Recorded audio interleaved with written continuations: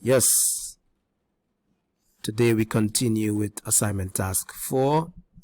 We're going to address question 1 and 2 of ISCPDI. ISCPDI, we are closing off with assignment task 4. We're going to look at question 1 and question 2. Learners must make reference to the organization mentioned above in answering the following questions. Further research on your organization's brand might be required, if at all. So you have to choose, in this situation, you have to choose the same organization in task 4 and task 3. All right, it should be the same company. Right. First one, examine and discuss the supply chain drivers or influencers of the organization's business model. So what is influencing your supply chain? What are the drivers? What are the influencers? What are the external influencers? All right, that are impacting your supply chain. Again, examine and discuss the supply chain drivers of your organization. So these drivers and influencers, if you're discussing them, I'll be talking about the political influencers, Brexit and all these elections you would have had during the year of 2020.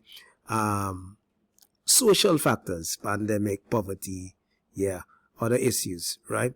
What about legal factors, environmental factors, or drivers? All right, these drivers or influencers, you can call them factors too, but I want to stick with the theme, drivers / influencers.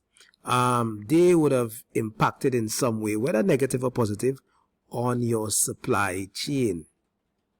All right, again, examine and discuss the supply chain drivers of your organization's business model. So, for example, the political influencers, or legal influencers or drivers. For companies like, for car manufacturers, legislation in Europe, for the most, has influenced the type of vehicles they now manufacture. And many of them are required to manufacture a particular quota of, for example, electric cars. All right. That will definitely impact the supply chain. Right, because if I'm not required to purchase or to manufacture, a quota of electric cars and sell it as well, then my suppliers will have to supply me with a different range of products. I may have new suppliers. All right, my suppliers may have to meet or may have to adhere to new standards. All right. And there's a different framework as far as compliance is concerned for an electric car. All right, so that is the conversation I want you to have. I just gave an example. Now for question 2, what are some of the challenges the globalization of your organization's supply chain has faced over the years and in the current business context?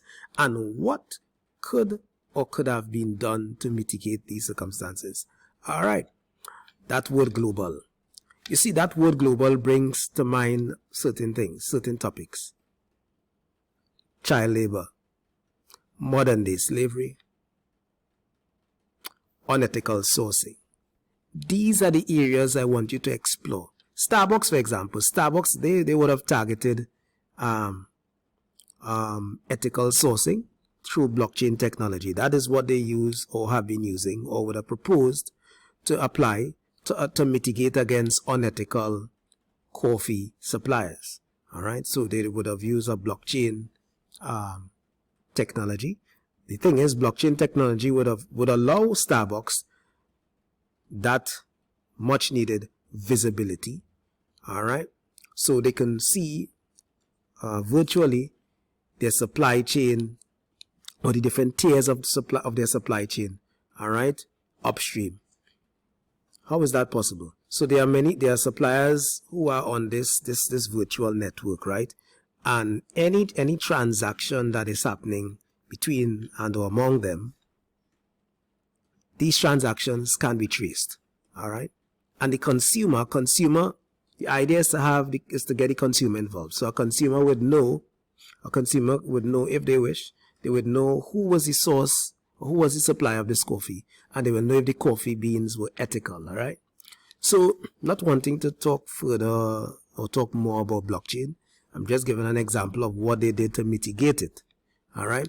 So there are other issues. There are legal issues, right, facing some companies, some Chinese companies. What they would have done to mitigate some of these things from a global perspective, well, they would have those supply chains would have maybe buy locally or support regional content, all right, or innovate their own platforms, their own technology, all right. So, and we saw it with Huawei, for example. All right, so there are challenges out there. All right, so you can talk about what the companies would have done, or you can talk about what the companies should do or can do. All right, to mitigate these circumstances. Child labor is a serious issue. Modern day slavery is a serious issue facing many companies. It's not that they're deliberately encouraging it, but it's there and it's a challenge, right? And organizations have been trying different strategies to address it, right? Because once you're global, once your organization is global, you are vulnerable to these negative activities. All right.